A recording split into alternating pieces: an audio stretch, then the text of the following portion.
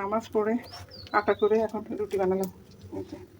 এই যে বাইরের ওয়েদার, এখনো সূর্য উঠে নেই, প্রচণ্ড খিদে লাগছে।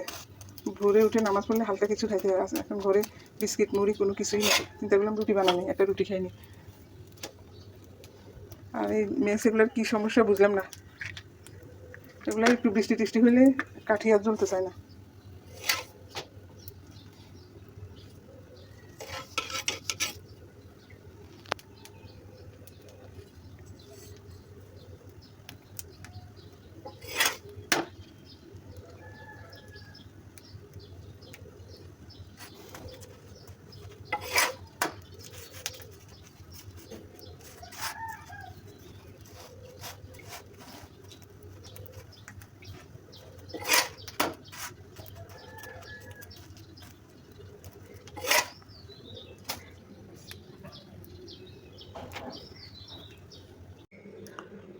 নাস্তা বানানো শেষ, এখন 5টা 34 বাজতেছে, এত খিদা লাগছে।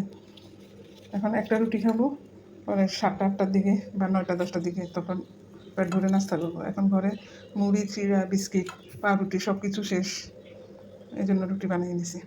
বিসমিল্লাহ।